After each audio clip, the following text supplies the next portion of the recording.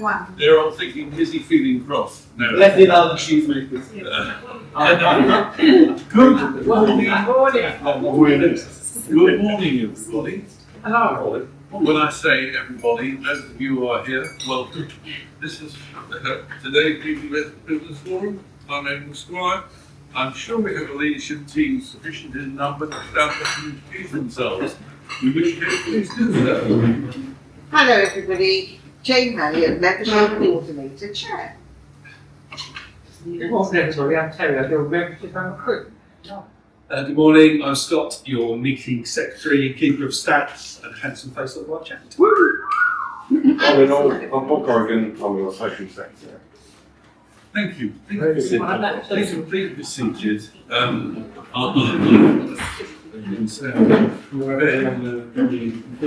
get off to the usual way. Yes, we have closed up May, moved into June now, so I can read out the stats for the month. It was a quiet month, I'm going to have to say. It was a really quiet month in terms of money passed and those kind of things. But nevertheless, 183 points placed Mike Skinner in third place. 188 points meant that Clara was in second. Congrats. But in the lead with 251 points.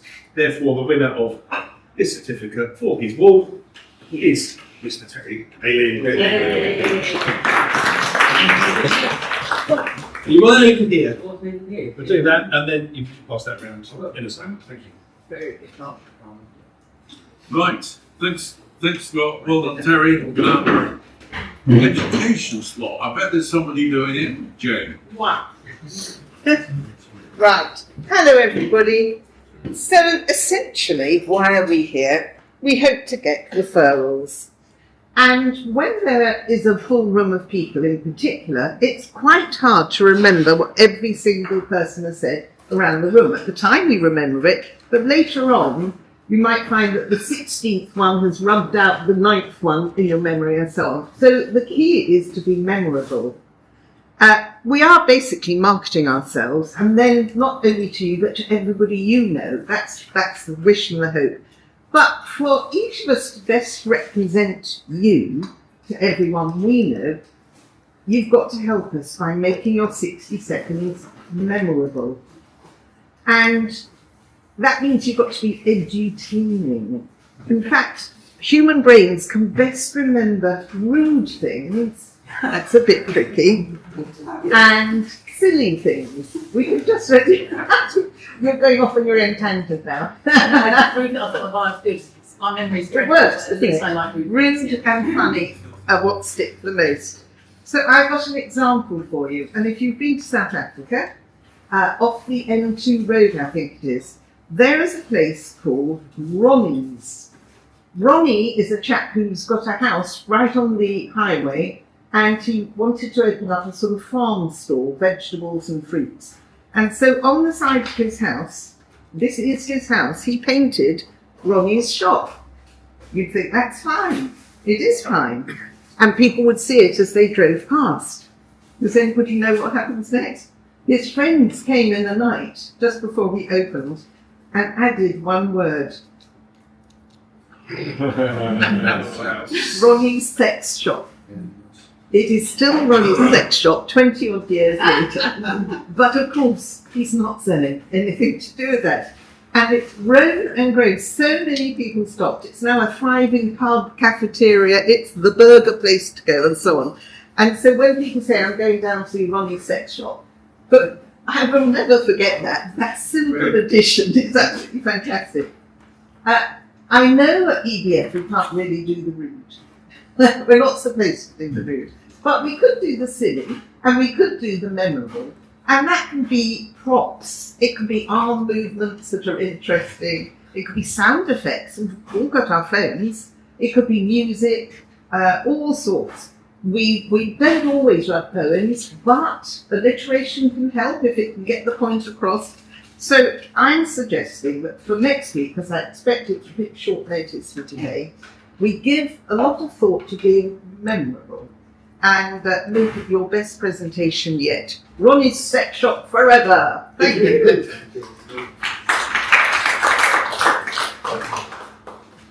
That's a good endorsement for the vegetable marrow. Right. Membership matters. Terry, have we got any? Yeah. Good. Here them. Here them. Yeah, thanks very much, David. Second, really, to Patrick Malarkey, I think that's how you pronounce the surname. His membership's been approved. He's joined us for 6 months. He's going to work, he'll liaise closely with Toby, make sure that any overlaps get ironed out, and we'll see how that goes. But yeah, so welcome Patrick next week on our bells and all that, if you would. And on the not so good side, we've had three renewals in June. 2 of them have been done. One's still being done. Still one item. Yes. One was done, and the third one, unfortunately, is related to Sarah, who is not going to do her membership. And she's asked me to read out a little short email. She's rather upset about it. So just a quick thank you to everyone at EBF. I genuinely love getting to know so many brilliant people over the past year. And I really missed the weekly laughs, ongoing support and genuine friendships. I decided not to renew, as my business is gradually moving away from traditional admin support and more towards strategy, project management and fractional operational work. So it feels the right time for a change of direction. Just wanted to say thank you for being so supportive and generous with advice, encouragement and lessons learned throughout the membership. Please stay in touch. Who knows, maybe I'll pop back in the future in a completely different business venture. So keep in touch with Sarah, I wish her well, so she's leaving for the right reason. Absolutely. Thanks, Terry. Yeah. Right. That leads us into the 60-second round, and for once you will hear me say that if we get to 60 seconds and you hear the bell and you need another couple of seconds to finish off, feel free to do so. Last week's winner of the Oscar was Paul. Talking about Pauls, Paul, could you, I forgot to get the list. Oh yes, of course, sorry. Yeah. Do that. Sorry.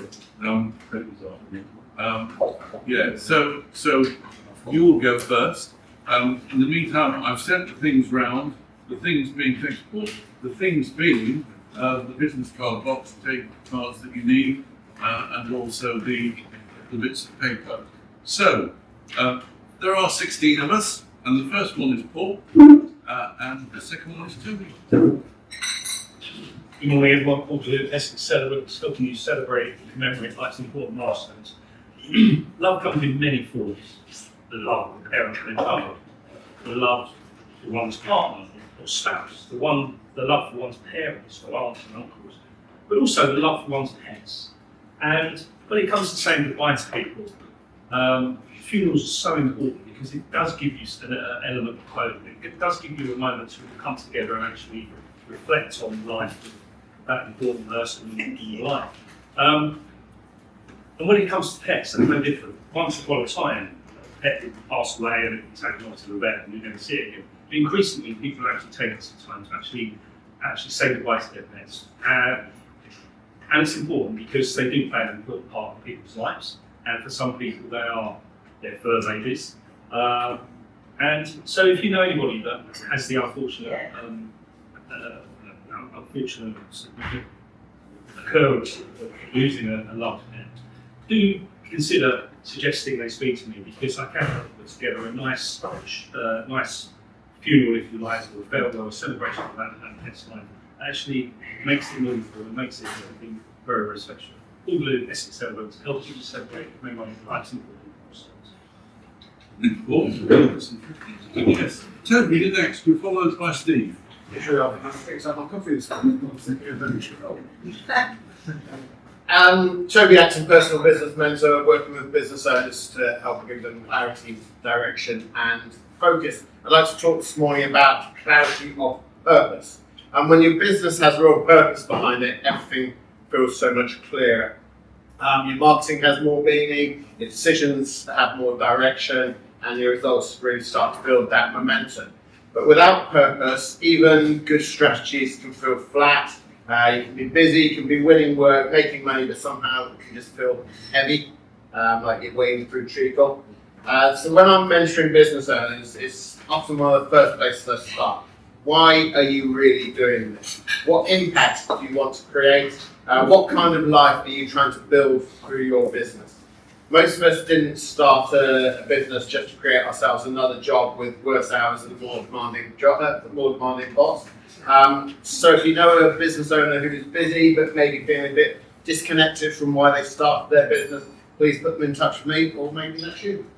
Because purpose is just a nice to have. It can be one of your biggest competitive advantages that drives yourself. Yeah, thanks, Steve. Steve, you're next to me. Very good. Morning guys, Steve Shilton, Account Director from ERB Commercial Risks. Starting to subject about loyalty, or in this case blind loyalty. This week I've picked up two cases, one from a client who's been with this program for 20 years, and another one who's been with this program for 30 years.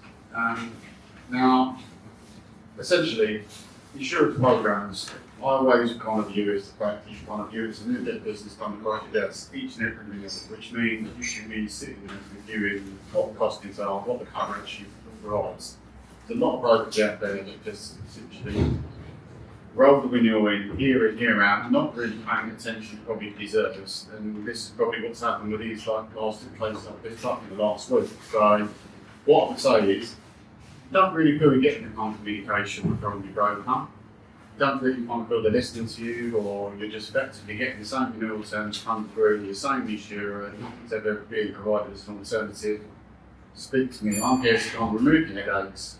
But why don't you come approach me and I'll see if I can put a better program together with perhaps what you're enjoying at the moment. Steve, ERB, thanks very much. Thanks, Steve. Paul Corrigan, followed by Joshua. Is everyone all right? What's the name?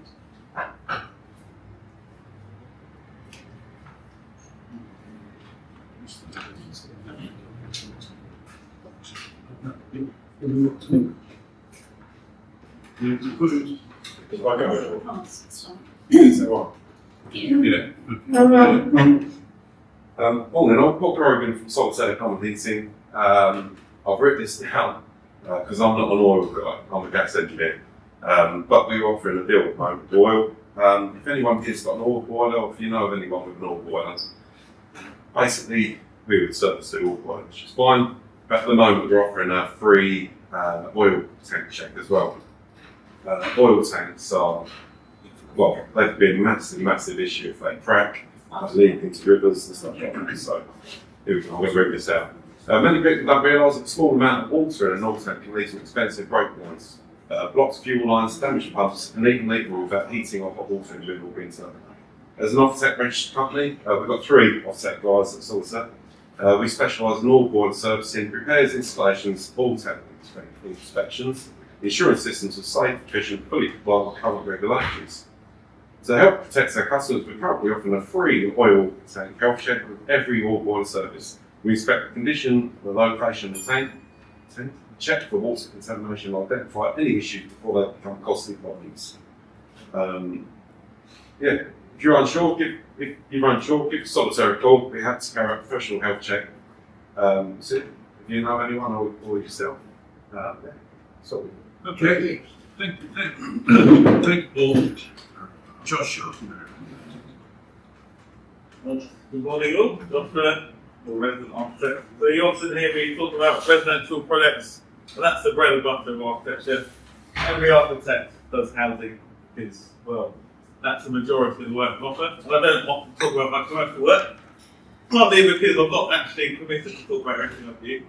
And also, so some of the things I'm working on at the moment, quite exciting. Working on a coffee shop, which is getting really cool. We've gone out for tender, and the prices are high. Construction is expensive. If you know, to do an extension now, it's costing like 60 grand.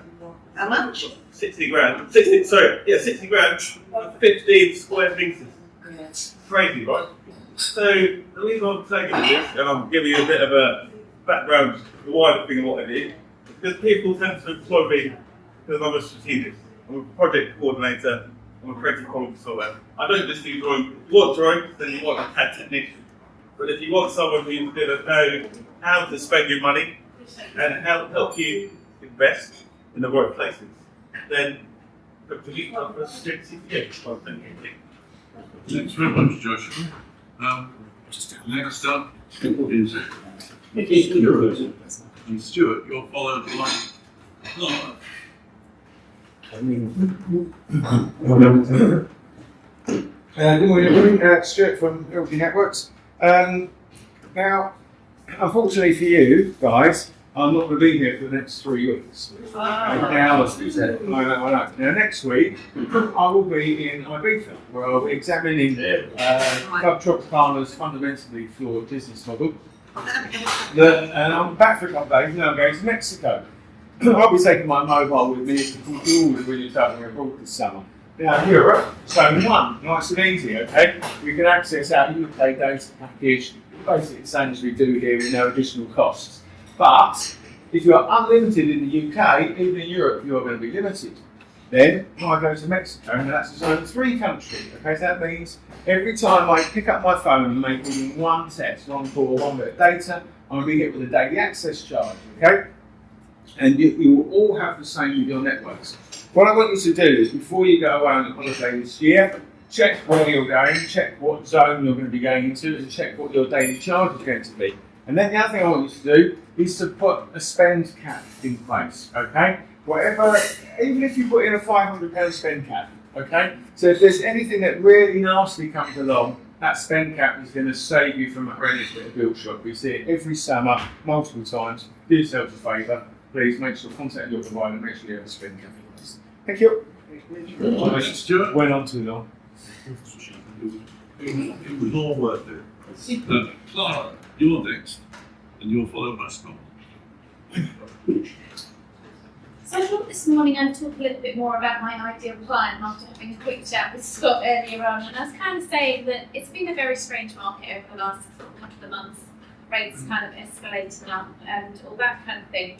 And one of the things I have seen drop away is kind of those sort of first-time buyers who actually want to know what they can do, and, you know, where they're at and how to take things forward. And that's one of the clients that I enjoy working with the most, because I can really add a lot of value to them in really helping them understand what they can do. The thing is, actually, it's quite a good time right now for people who are first-time buyers who actually look to get on. It's a buyer's market, and there are so many reductions in the market at the moment, and the lenders are still actually trying to lend a bit more. So, depending on income and all the rest of it, sometimes they can get 4.5, 5, even up to 6 times salary. So now is a great time for first-time buyers to start working out what they can do and trying to get a bargain on what they buy. So if you know anyone who might be thinking about sort of their first step, may not have a huge deposit but want to see what the options are, now would be a great time to look at it. So that's Clara down to Mortgages and Financial Services. Clara, Scott, you're next. You're followed by Sally. I'm awfully sorry, I'm going to lower the tone. Someone said make it rude. Oh, I did not quite say that. That's all I heard, sorry. I mean, the weirdest website I've ever been asked to produce was for a couple who came in to me asking to set up their entire house as an employer house so that people could sign up, pay a subscription and watch them do all the clients. I told them not to keep clients. Rejected that one, no thank you. If you want to know more, come and ask me. Just the 2 email addresses they left me to send a proposal to, which was the reason why I decided. This week I've been solving problems, fixing issues, not my issues, but other third-party challenges, huge, massive,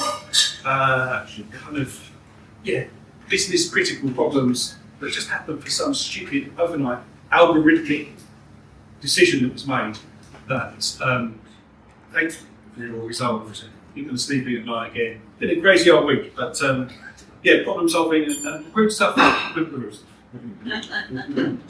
you very much, Scott. Sally, you're followed by Sylvia. Morning everyone, Sally from Milan Home Fragrances. So I brought something that we're currently working on at the moment, just to show you some of the things that we do. So we're in the process of sending out 200 of these. It's a co-brand that we're working with a finance company in London. Ampler Finance, you heard of them, Caroline Ampler? Sorry? Ampler Finance? Never heard of them. Never heard of them. Okay, so they're like a bridging loan specialist for probate, things like that. And they're rebranding to Untangled, which to me sounds a bit like hairdresser, but they really like it. So this is a co-brand exercise that we've done with them. They've got their little FSA bit down here, and they've sent out in here Sunrise Diffuser and After Dark Candle with this message to their customers. Hello, to mark the launch of our rebrand, Untangled, we wanted to share a small gift with you as one of our new customers.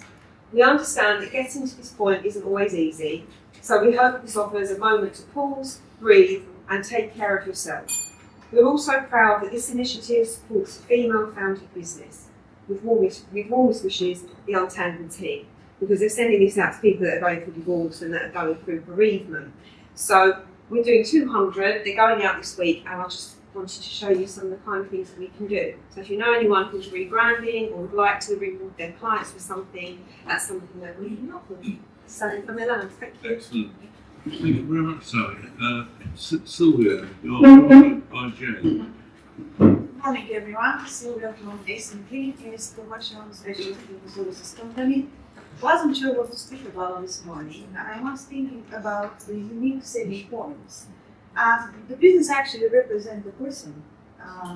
And what I want to share with you is doing the business is not only for me making money, it's actually delivering to customers. And I would say the skill set work with automations, AI, actually helps me to build this customer satisfaction I've always been looking at. And I'm quite obsessed with improvements.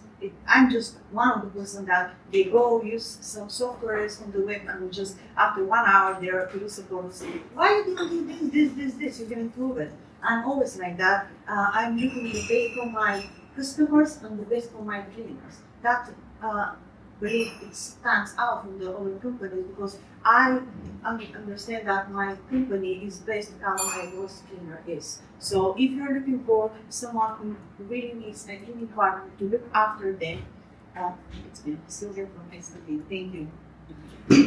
Very much, Sylvia. Jane.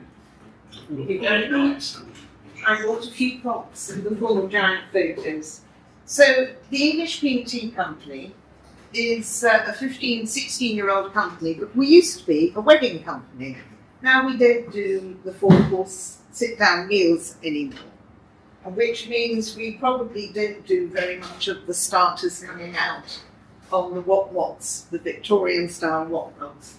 And we could still do this, but that was more associated with sit-down meals, delicious desserts produced by Roger and I. Lovely. But we definitely still do these hamper deliveries. We do finger food deliveries and set up and leave buffets. And that includes these chaps, which are very colourful mountainous displays that guests can help themselves do. They can all be vegetarian or a whole section can be. And so please don't just think scones or scones, although do think about those.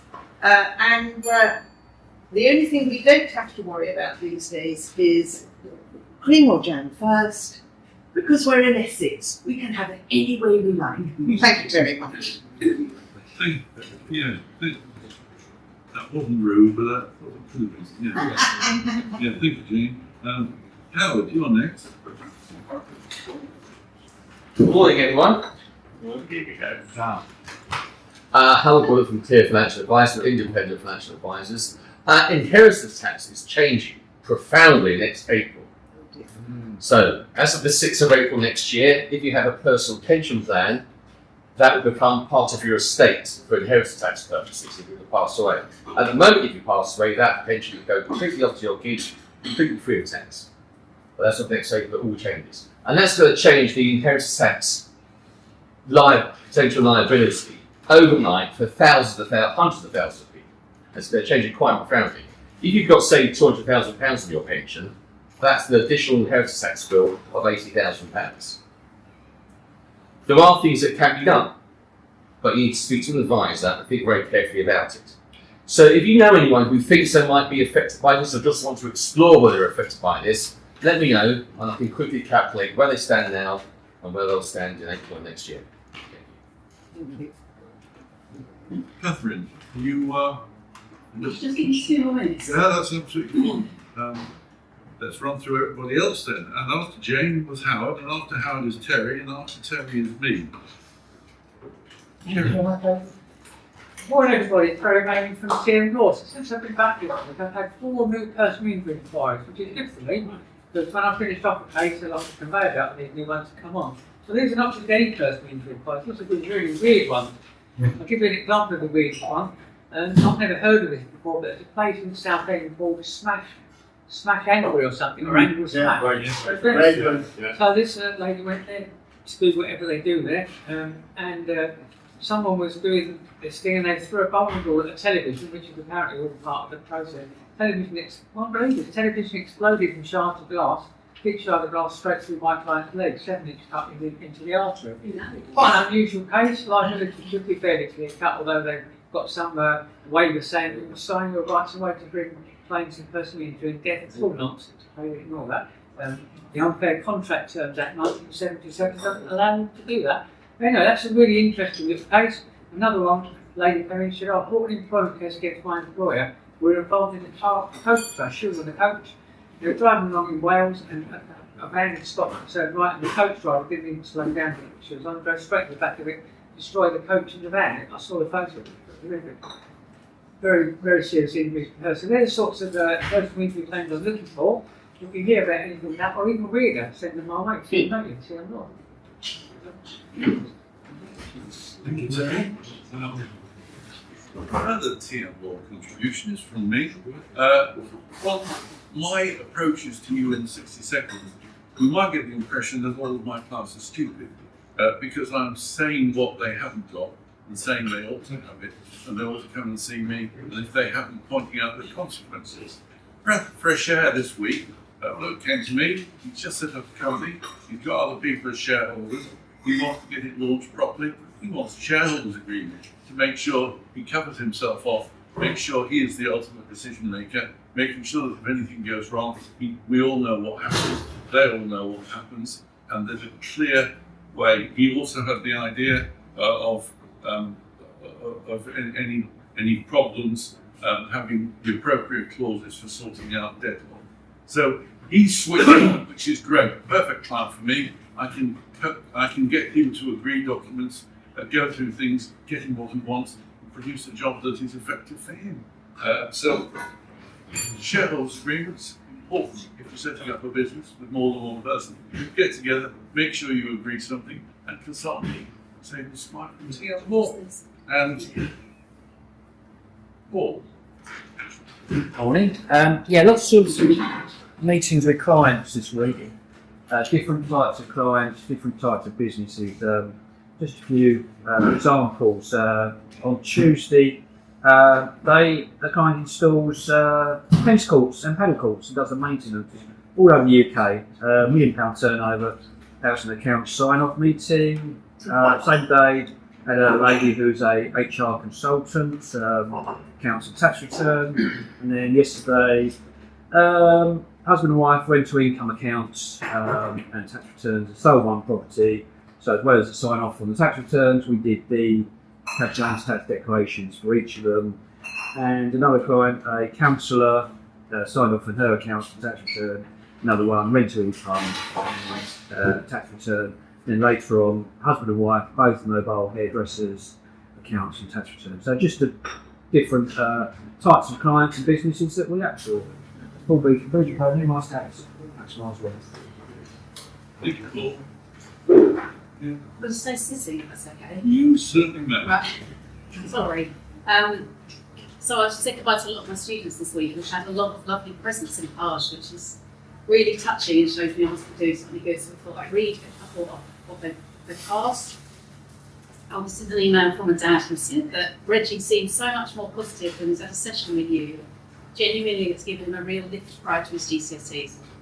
And then this card from one of my A-level girls. She said, I just wanted to say thank you so much for the support through my A-levels. You have made me enjoy English so much more. I'll never forget our reading time together and laughing at the earnest jokes.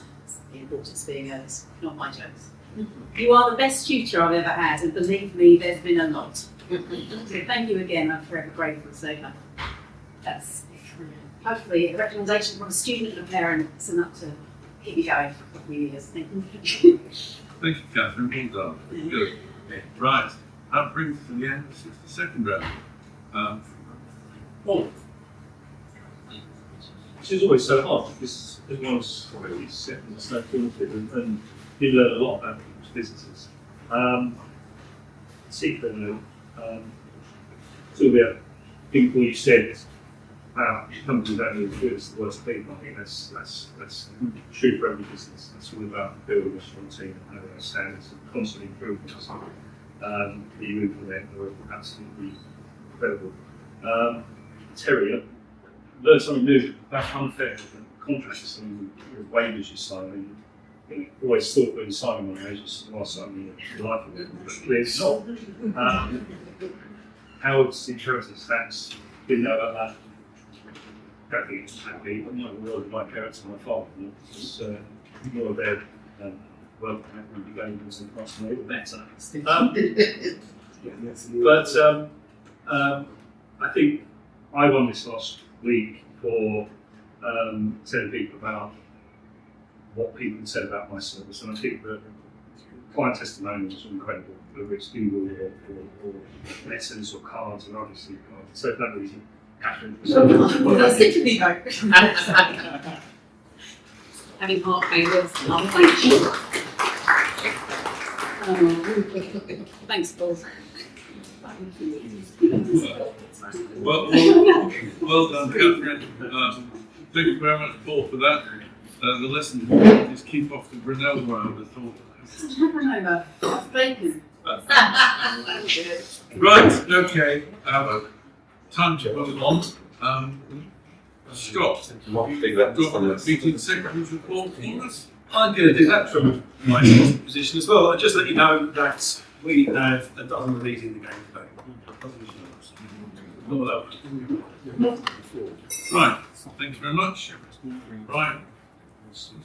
Now, the significance of Joshua being up there is that it's his 60 seconds. No, I'm going to stay seated. We have some different arrangements for what's going to happen. You'll be able to look at the blog and see what difference it makes. So, blog and see what difference it makes. Sally, do you mind? This week, Put it closer, it can be closer. is Joshua. Sure. He talked all the time. No, he didn't. But he in fact, he found the bio sheet a bit too much. Sense of agree with it. But I don't need to introduce him. He will introduce himself. I don't need to tell you what he does. He will tell you himself. Joshua, you're off and running. Right, yeah. Thank you, Aidan. Yes, so sorry, I didn't my routine, everybody. Quite a great convention this morning. So a lot of you know that I'm an architect, and what a lot of you might not know is what an architect does, and actually what you should expect from architects. Why are architects so expensive? Because we're trained in a certain way. I've spent 13 years training to get to the position I'm now in, where I can walk into a space and visualise it. I can visualise every intervention I'm going to make before I even put pen to paper. And I thought today I would just use this 10 minutes to walk you through what you can expect when either yourself or any referral, any client comes to JADC Studio and hopefully by the end is able to unlock the value of your property or land.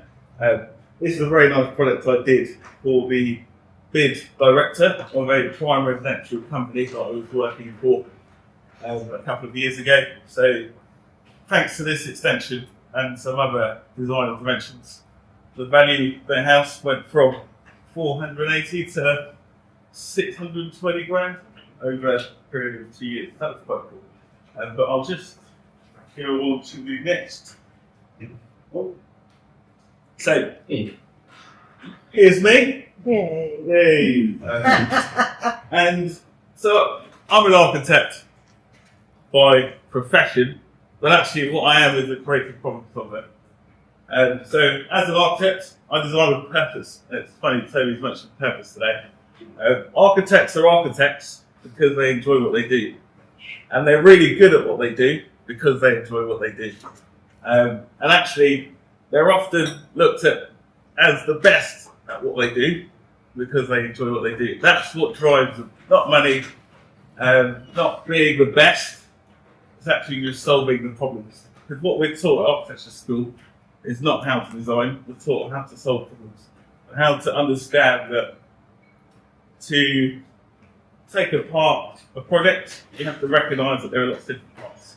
Which is why they get us designing lots of stupid things at university. You think, when am I ever going to put a theatre on top of a multi-storey car park? Anyway, so I'm an architect, but I'm also a project coordinator. I am like the conductor of an orchestra. I have to make sure that every different stakeholder, plumber, electrician, project managers, quantity surveyors, builders, client, are all in the right places. Because if anything goes wrong, everyone's going to sue the guy who's got enough PI, and that's me. So yeah, I've got to make sure that everything is where it needs to be. But I'm also a strategist. I help my clients make sure that they choose the right process for their project. Because you don't just come to an architect for drawings, you come to an architect for their ability to connect the dots, to recognise that if you want to create this seemingly insignificant hole in a wall, that's going to impact where the electrician can run their cables. That's going to impact where the plumber. Oh, hang on. Hello, what's going on? For some reason. Oh, anyway, that's going to impact where the plumber can put the radiators, etc., etc. Here's a bit of a blurb just to explain, but that's the boring bit. You guys want to see some drawing of I will. So the process. Here's me. I do love a bit of hand drawing, but I often don't have time to do this on every project. But in essence, there are 4 stages to every project. There's a feasibility stage. We're basically working out, is your project feasible? Is it even worth spending all this money? Can you really get this flow that you want in your home? Etc., etc. Preliminary sketch options, that's when I'm giving you design options and looking at, we're just exploring. It's like a discovery call, but there's so much more to it in that. We're actually producing drawings, we're producing ideas, and before then progressing on to your develop design planning permission stage, let's make sure that what you want to do actually is permitted. Let's make sure that you're going to get handling for it. And then moving on to technical design, where we look at actually how we're going to put this building together. And I've rushed through that because I've got a breakdown of each stage with examples of drawings. So here's a project from Brentwood, the house on Lodge Road. And for this stage, we're simply just showing you what currently exists. Because how often do you walk around your house and look at every elevation? So an elevation is just the face. So you've got the front of the property, the rear, and then the sides. How often do you get the chance to see your whole house on one sheet of paper so that you can actually appreciate the different constraints that might exist for extending? So the feasibility stage allows us to do that because we'll do a hand-drawn survey of the property to produce this. So It takes me around 2 to 3 hours to go around the property, take measurements. I use a tape measure, I use a laser. I don't use all the fancy technology that's out there because I use the main survey stage as a chance to get to know your property.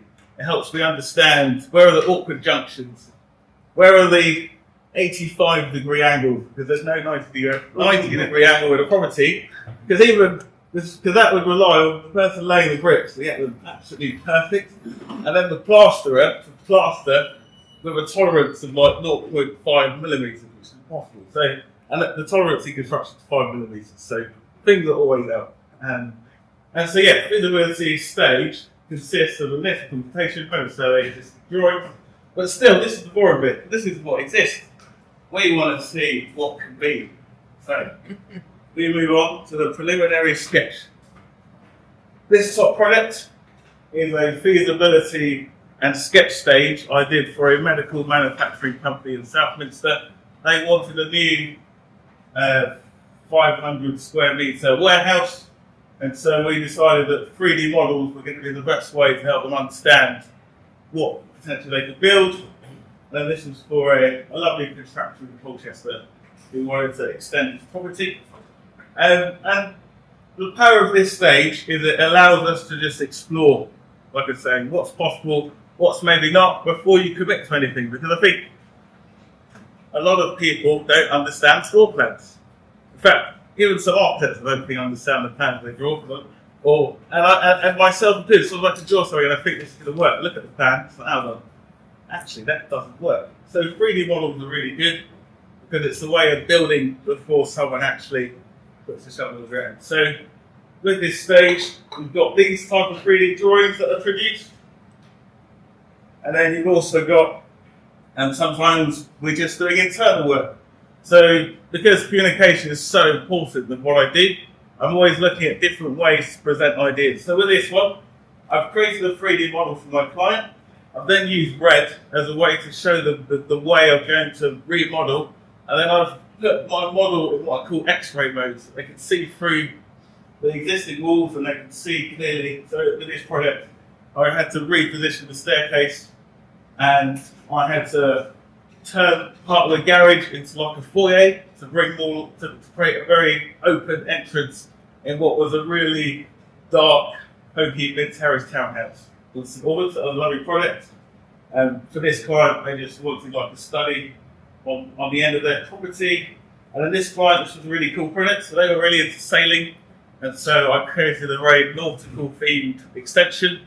So I gave them like a triangular extension with a porthole roof light. So it was like looking up out of a porthole, but actually in the sky, so that was pretty cool. But unfortunately, it never got built because the builder said, "Oh, it's going to be too difficult to build. I'm going to charge you 100 grand." So there we go. But I do love builders. A lot of my friends are builders, but it's like anything is possible, provided you've got the right people at the table to actually make it happen. So this is the sketch stage, and then we move into planning. So planning is where we get serious and we say, right, what exactly is this building going to look like, and will the planners actually like it? Because they've got to like it. It's supposed to be an objective process where we just look through the criteria, but I don't need to tell you what planning is like because I feel like a lot. If you've had to work with any councillor, then you'll understand what planning is like. But anyway, this is for a project in Cambridge where there were a family that were growing and they wanted to make use of space above their garage. So this volume was existing. And I've added an extension over, and then we've re-rendered the property so that it ties in, because you don't want it to look like a home has been extended. You want everything to fit seamlessly in, and you want a cohesion design. So I'll give you some more examples of planning. So I've talked a lot about architects basically being the elite, like the SAS of design. And I think one of the reasons why I like blowing the trumpet for architects is because we don't just do the drawings, we also do what they call the design action statement. So that's a report that we produce, where we're basically justifying, we're justifying the design. We are telling the planners look, we've looked at your national planning framework, and here is why you need to accept this, and why you actually don't have a leg to stand on if you're going to try and reject this application. Because, you know, this is how we're going to lay out the site, this is what the building's going to look like, and this report is a way of telling the planners, you asked for this, this and that, well, this is how we're meeting the brief. This is how we're answering the question. And so these reports do take a lot of time because they require flood risk assessment, they require land contamination assessment, etc., etc. There's quite a lot of surveys that we have to produce, and so often when I'm having to quote on a project, I'm having to account for all these surveys that I know the planner's going to ask me for, but as clients, you don't know that. You just think, I want an extension, I want this, I want that. Surely all I need is a set of drawings, and unfortunately you need more than that.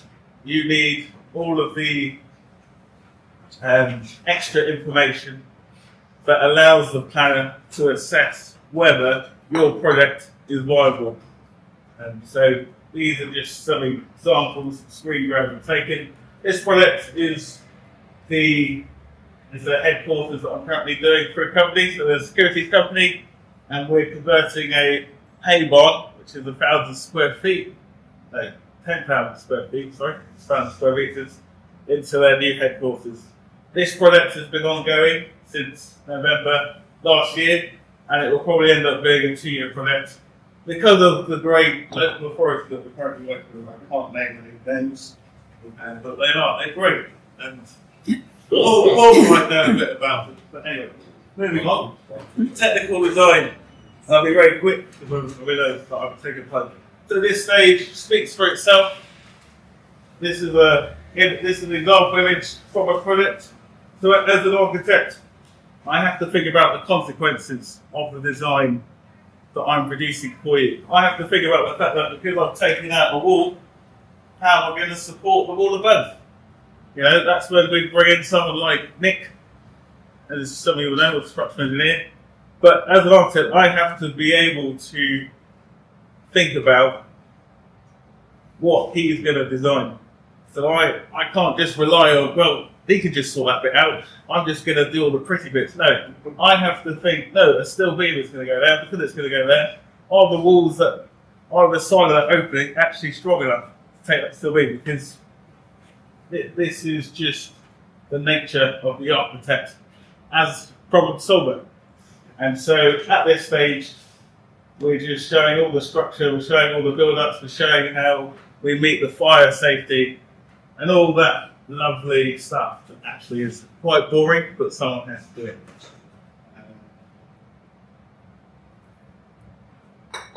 Now stage 5, I didn't mention it at the beginning, because you don't have to have me involved at this stage. And actually, the builder would prefer it if I wasn't involved at this stage, because then I will be the guy who comes every week and says, right, show me how you followed my drawings. And the reason why that's not always great is because with any project, you don't really know what you're dealing with until you start knocking holes in the wall. And I've worked on projects, I've got the chance to work on some on Hudson Mount, back when I worked for architects in Sheffield, and we had a house that had been up for 100 years, and the client wanted to keep quite a lot of it. However, with every wall we took down, we realised that the walls were not sitting on foundations. I don't know what they were. They were just sitting on stacks of bricks that had been configured in a way that worked, but they weren't compliant. But anyway, so here's just an example of some construction. So that project I showed you with the X-ray and the remodelling of the stair, this was the staircase design. The client wanted like a really grand way of going upstairs, so we just spread that. And just moved through. And then I've just got this is just an image from a design meeting for the coffee shop. Sorry I can't show you any plans for the coffee shop, but this is just, we're just doubling the size of a coffee shop in Chelmsford, and once it's open, everyone will be able to enjoy what I believe is a wonderful design with a great coffee on the seat. That's why you go there for the coffee. And I've got various sort of internal modelling products. There we go. And that's actually the final again, going back to that internal remodel I did, here's like a final image from that project. And this is actually one of Mike Skinner's photos. So he came to that project and took some lovely photos. And it's a great example because there are no windows in that corridor, but because of the way we were able to reconfigure it, we were able to create a feeling of entering a big open ground floor, but in a mid-terrace property. So it was quite a cool thing. And then this is me on site. The client decided to take a picture of me because they were so impressed by my hand drawing skills. I was drawing the elevation of a Georgian property in Wivenhoe, which is in a conservation area. And I was employed to get listed building consent and something. And Paul knows about my skills in that area because I've been helping him with this as well. But yeah, that's why? Oh, okay, yeah. So thank you for patiently listening. I feel like I've jumped around a bit. And yeah, hopefully that's a good nutshell of what you can expect from JADC Studio. Thank you. Very good.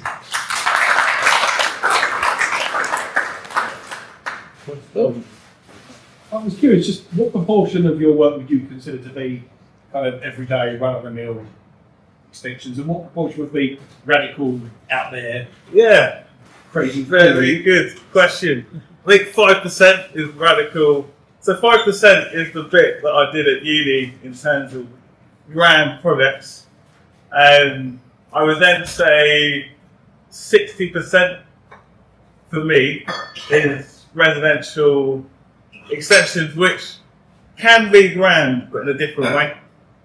Because actually, most of us live in a home that's been designed by someone else, which means when we move in, we know that it doesn't work for us.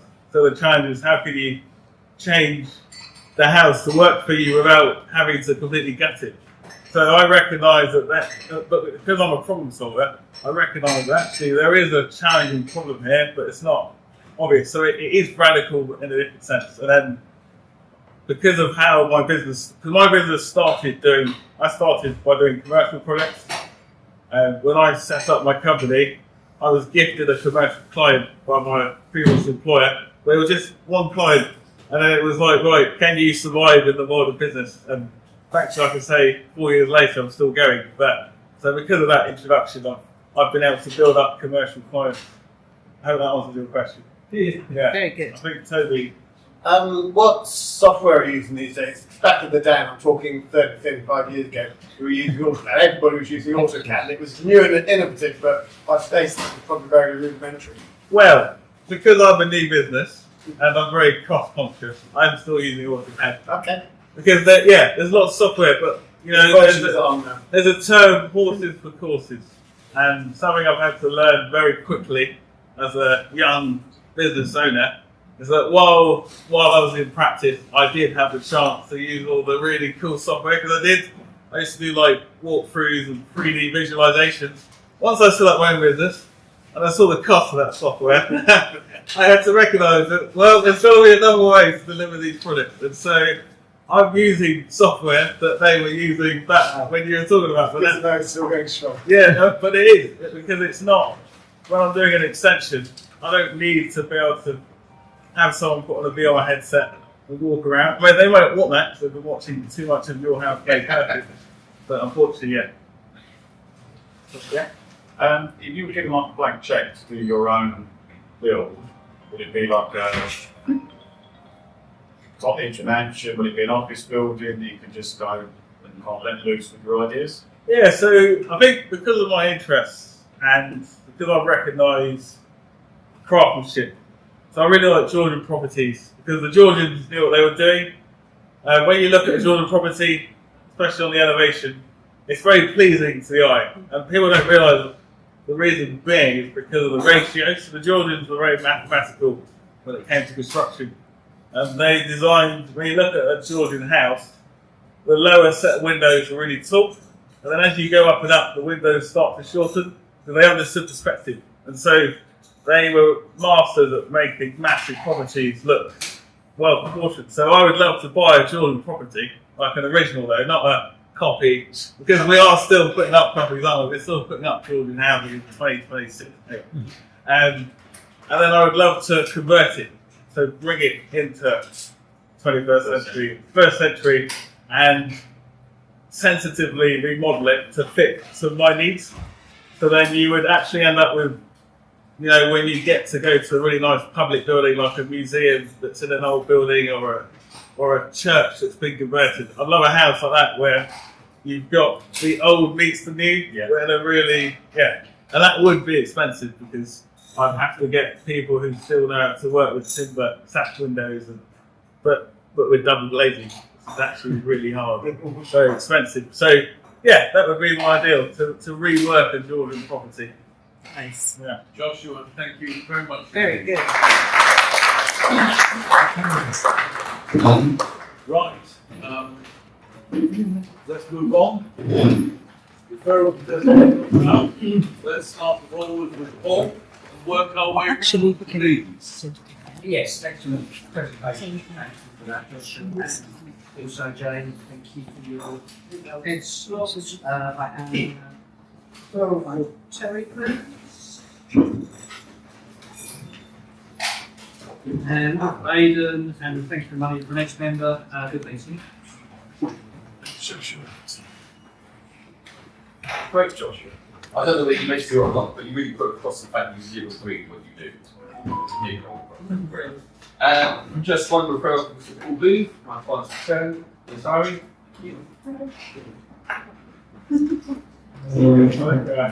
enthusiasm and passion for the joke really came across, and also when you convey it. And thank you, James. I've got a referral for Danny Roberts, but he's not here, but he does know about it. It's on his way. Thanks so much. And it's on you, actually. We just so thanks for the head slot, Jane. Perfect as always. I have a referral for Steve, some public liability and employer's liability, and another referral for Steve for fire insurance. Thank you very much, all. Up for you, across the end. No, that's right. Just got a referral for Jane. If I anybody saw it, if I can get this. She slips. There we go. Yeah. Thank you for the tea box. Very nice. And yeah, great meeting. It's short for you. Referral Mr. Corrigan from the chat. Thank you. Just to say thanks for the meeting. It's a really good ideas and stuff like that to take forward. So thank you guys. Yeah, excellent meeting. Love the edge slot, Jane, very, very true. And yeah, I've written down passion. What do I write down? Passion, purpose, and discipline. No, really, as you know, I love what you do and wish I ended up doing it. Yeah, great meeting. Great slot, Jane. And fantastic attendance. I've got to sat and listen to you for another 10, 15, 20 minutes. You've got such passion for what you do and kind of really shine the light on the fact is architects not just creating drawings and brilliant. I wish you success. I've got for Matt, but he's not here. That's really lovely. Thank you. Yeah, echo what everyone else said. That was amazing. Really, really interesting. Thank you. Referral for Matt. So we don't need to worry about that one. And this one, this is for John and Blake. So, I'll tell you what, you've just been put through it. I will not trouble you at all. Well done. An excellent presentation. Follow. Yeah, it was brilliant. Lovely to sort of get that through and see the process from your perspective and your interests and all the rest of it. So brilliant. And thank you, Jane. I've got a referral for Paul C for a boiler service, so I will follow up with you on that. Thank you very much. And one-to-one with you and Shannon had a one-to-one, so that was the sort of marking of that. So yeah, thank you very much, and I'll see everyone next week. presentation. You say a couple of times it's boring, but it wasn't boring for me at all. I was like thinking, like, my house and how I made sure that I really looking for improvements all the time. Like, oh, it's going to be lovely over my house. Call you. And so we can, we can give you that vision of how the use the place. Jane, actually, I remember this you mentioned on our one-to-one, and it's sticking in my head, and I'm still keeping what I can actually do in my business in order to create this.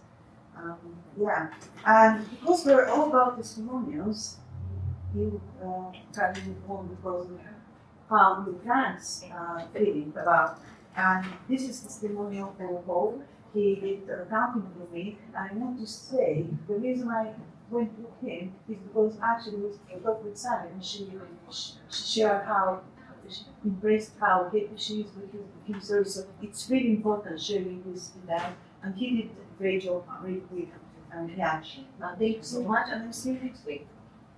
Thank you very much. Because first, I think you guys said passion came out there. It hadn't necessarily seen before, but it's there. That's what burns your rank to do. So well done. Thank you, Jane, for that. It's not always easy, is it, to make things interesting. Brian used to be a master at it. I'm sure half the stories weren't true, but you attention. Yeah, it's a good point. Make it there's a story of Jane, story. Thank you. Right. That's so interesting. I love that, and you can see the passion just comes out, and you just clearly love what you do, which will make you successful. Because with passion, you just build on that, and the clients feel that. I think everyone in the room felt that today. So that was really good. And Jane, you put your heads up as usual. It was very good teacher.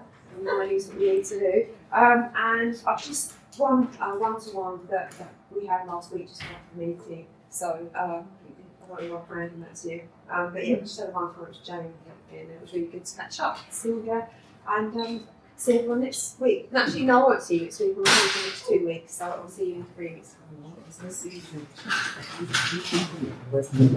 So interesting. It's so lucky to be good and passionate about something like that. It just must be such a satisfying job. Really interesting. Yeah, and that's a great way to start this year. I've approved it. All my most memorable moments from teaching are when I tried to teach some roofers. You do sometimes need to.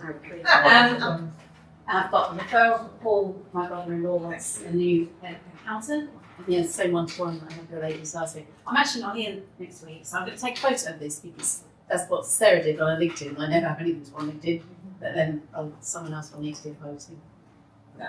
Any volunteers? Oh, actually, you can take a photo. Thank you. Joshua, I love that.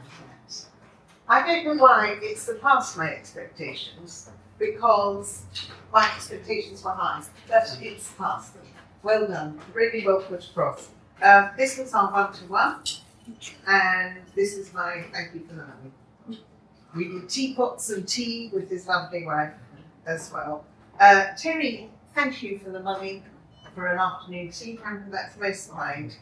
This is Leanne, who's not here, but we also had, she came round and found me a referral. And she is really good value because, for example, we were talking sofas amongst other things, and she immediately pointed me to a place I was interested in, and she can get a 20% discount.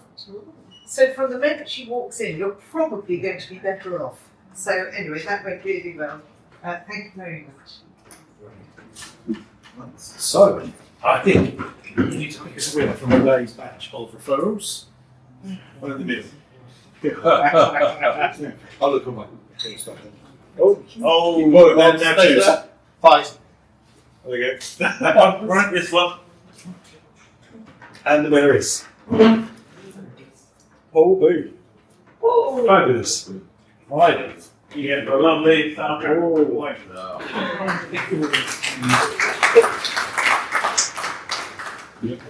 while I'm on my feet, I'm going to do a referral reality check, looking back at some of which passed last week, just to see whether the rest of them where we are. First one chosen somewhat at random. It's from Aidan to Clara. Peter Square, new mortgage. I'm waiting for him to send me the docs, but we are underway. Fabulous. Number 2, From Toby to Jane. Waitressing service, Dawn Moores. So I've been given the contact details. I don't need her at the moment, but it's really good to have. Okay, Jane staying with you, from Jane to Leanne. New living room arrangement, I think you just told us about that. Indeed. Fabulous. With one more quick one. From Scott to Jane. Confirmation party 2027. Yeah, it's happening. Jane's been a cater. Excellent. Right. Come to order. Thank you all for a great meeting. Catherine, I hope you feel better as the day goes on. Remember that for the tactics for winning the If it happens again, you don't believe me. Yeah, fine. Well done. Look, right, can I talk to you about next week's meeting, please? And the reason for that is this week I attended David Plumley's funeral. Oh. David Plumley is an ex-member. He was a member who introduced me to the original BNI, so he was around for a long time. That very irritating bio sheet that you fill in was all of his work. He sat here for many years. And as I say, he recently passed away. The funeral was this week. What I want to do is have a memorial meeting for David as a member who was with us for a long time. The memorial meeting is going to be upbeat, it's positive, and it doesn't alter effectively what we're going to be doing. Same 10 minutes and everything else. But what I'm doing is I'm inviting over some of the old gits, i.e. the old members who still meet together, and we're going to get them to come along. You will we will do our normal and usual.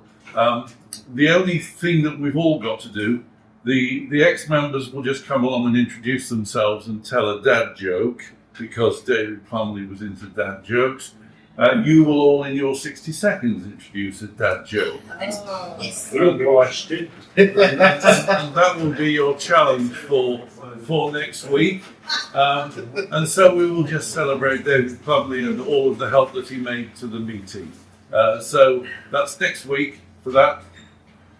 That's it. Yeah, questions now from anybody in relation to I've got some other business. Just an announcement. Yep. Some of you will be aware of. So some of you will be aware that over the last few months I've been going through the process of being assessed to become a foster carer. So I'm delighted to say that my wife and I were unanimous. We were approved anyway. Can't say the word. Yeah, so we were approved, which was great. However, it does mean that I've taken the decision that this month, so June, will have to be my last month as a member of EBF. Because the demands of my time as a foster carer are going to mean that I can't commit to not just the meetings, but just being an involved member of this great group. But I am, the business is, I'm still going to be an architect, I'm still going to have my business, but I'm also going to be quite an involved foster carer as well. And presumably you're going to have to build an extension, are you? We are having some work done. We've had all this great team round to redo our bathroom, get that ready for a child who would have experienced a lot of trauma and is going to need a lovely environment to be in. So, Well done. On behalf of the whole group, can I wish you well, and we hope it all goes for you as you expect and hope. Yes, Steve.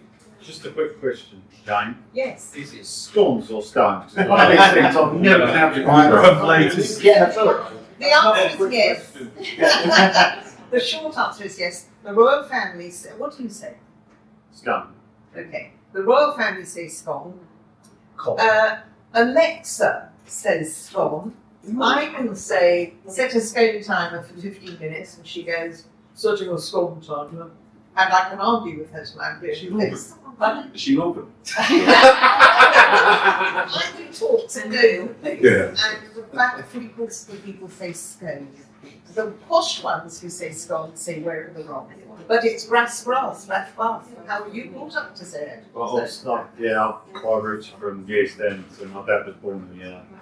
Sound of Bell and Clovell, so. If it's up north, it's Currant Bun, isn't it? with jam and cream.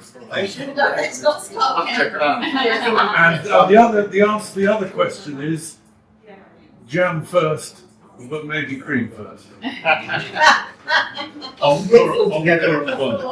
Right. Anybody else? Anything current for us? Yeah, the sweepstake. Woke up sweepstake. We've got a lot of people. It looks like 18 people of us doing it. But there's obviously you can transfer money to me or pay cash, whatever's easiest. But I'll put a message out. I've still got a few people still waiting. Good. Excellent. Thank you very much for that, Paul. That's good. We'll at least have one reason for looking forward to the World Cup. And as again, just remember, a ticket to the World Cup isn't a visa to go to America, or so we've been told. Right. We need to speak to Clara about mortgage first. Yes. Well, as soon as I find out final numbers, I'm still waiting. So, although one of them was Sarah, who looks like she might not be part of it now. She's still on. I think she might be up for that. She still wants to be involved. Yeah, so she wants to. Yes. It's the 11th of June. Can she still come to quizzing, please? You need it for blanks. Yeah. Just do it first. Let's do that. Yeah. Oh, that's a great show, man. Yeah. Well, next week's meeting is the 11th as well. So there we are. Everything coming together. Okay. It's wonderful. Anybody else? Any other announcements to make? Going, gone. Right. Thank you all for your attendance. Thank you all for your contributions. Thank you all for being here, and I look forward to seeing you all next week.